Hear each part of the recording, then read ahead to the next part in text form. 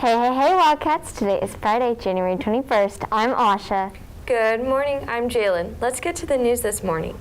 As we return back to campus, we have some new protocols with the pandemic. Let's check in with Kira, who has this story.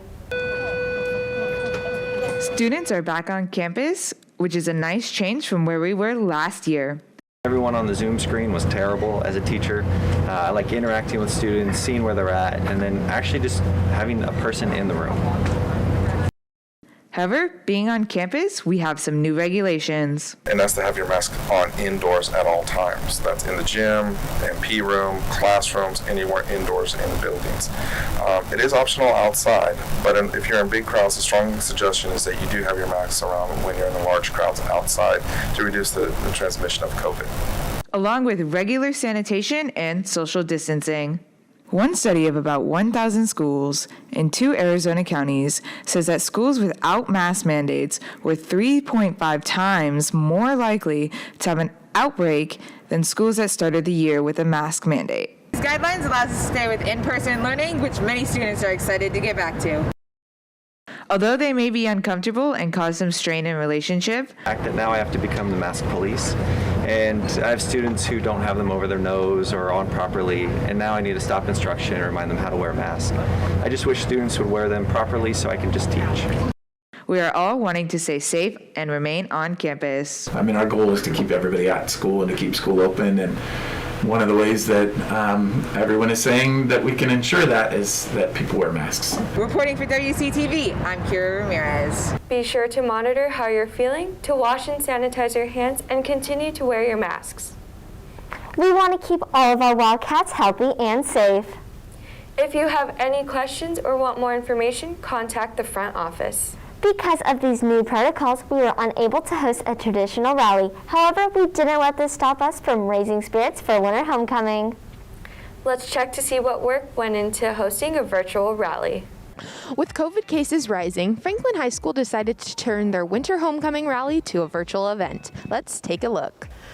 My name is Dawn Williams, and I'm the media teacher at Franklin High School. I'm Natalie Wells. I teach PE, and I am the Link Crew Coordinator. The idea behind the virtual rally began with Miss Wells and I. We proposed an indoor rally, and then as we proposed that in December before we even went off on break, and then as COVID cases and just, I think, anxiety of even like meeting back in person kind of came to be, we tried to think of different ways to still hold the rally. I would say it was very different with all of the technology that we had to use. From a tech side, the rally was a cooperation between all the directors, the camera operators, and the people in the van, as well as the people from SECC. We were constantly communicating with the camera people to grab shots, have them swap cameras, and then in the van we were going between videos to play, as well as constantly jumping between camera points. From the thought process of, hey, we want to still have a rally, what could that look like? And just watching my rally directors run with that, because those are also link leaders, and so just seeing their ideas come to fruition and creating different things and involving so many different people on our campus, and just the collaboration, being able to pivot and see other people really shine in what they're gifted at.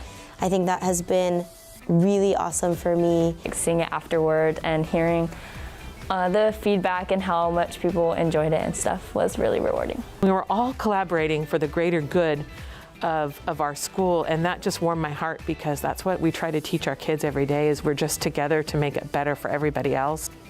We're so glad that our virtual event was such a success and was able to reach so many students here on campus. Reporting for Wildcat TV, I'm Rochelle. We are sure glad we were able to celebrate one of our many traditions, although it looked a little different.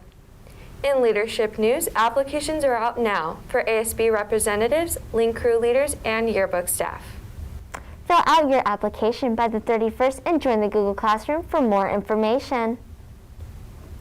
This week is also Random Acts of Kindness Week, so be sure to spread some kindness. You can thank all of your amazing teachers and or counselors, pay a compliment to a friend, leave a kind note, and even pass a smile. These are just a few examples of how we can spread kindness around our campus. So take this week and every week that follow to remember that kindness helps everyone, and seemingly small acts can make anyone's day that much brighter. Okay, I think we're ready for some sports news. So let's send it to the sports desk now. Good morning, I'm Annie. And I'm Bella. We are excited to announce both women's and men's soccer teams qualified for playoffs. Their tireless dedication and effort allowed them to push through challenges and make it this far in the season. The men's team will have their first playoff game next Thursday, and other playoff games are to be determined. The women's soccer team will face off against Consumnes Oaks for their playoff game on Friday. Come out and support our Wildcat athletes. Men's varsity wrestling has been collecting medals all week during their divisional meet. Our wrestlers swept the podium, taking first, second, and third places. And our women's varsity wrestling team will compete in the regional competition happening this week, starting Thursday. Yesterday, our men's basketball team beat Davis 53-38. Great job, Wildcats. On Tuesday, our women took the field and our men began to cheer in our annual Powder Puff Games. The freshmen played the sophomores and the juniors played the seniors. Let's take a look at how these games went.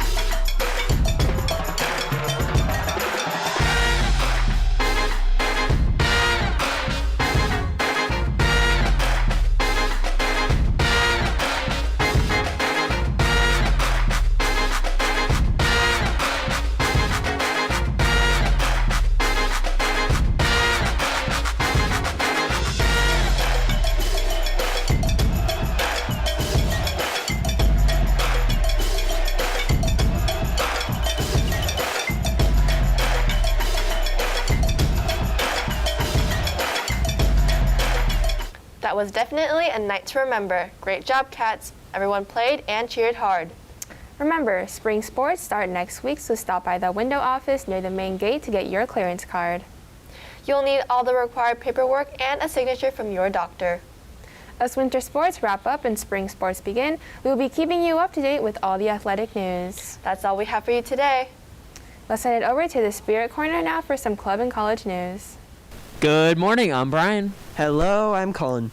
This week is ASB and class officer elections. Students will have the opportunity to vote for their choice of candidates on Thursday and Friday during lunch.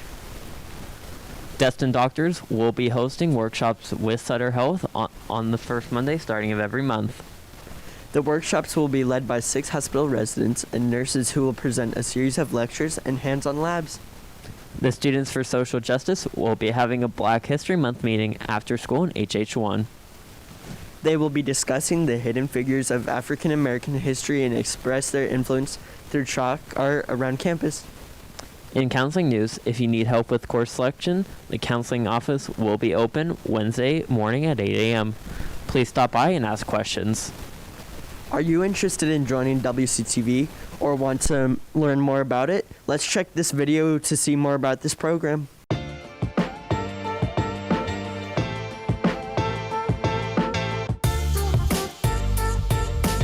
Digital Media Arts 1 and 2 are our video production courses, and students get an opportunity to learn an introduction to filmmaking. They get a chance to make small films, public service announcements, and even projects for the Morning Bulletin.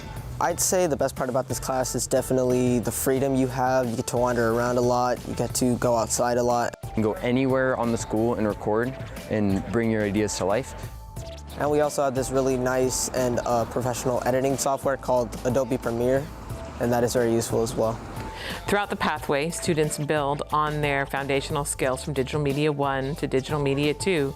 And here, you're running the teleprompter, you're running our switcher, and our live in-studio cameras. All of those skills all together in one help produce the live newscast every day. Even if you're into writing style journalism and photography, it allows you to expand your knowledge on how to create beautiful cinematography, and it's just a great place to be if you have a passion at all in journalism, and you can definitely expand it through the media pathway. Mr. Clark has lined up a lot of different contests in the Sacramento area. In sophomore year, I was able to work on a C-SPAN video that was really large and really important to me. It really felt like we were making a difference with our videos, and I don't think that was something that would have happened if I didn't join this program.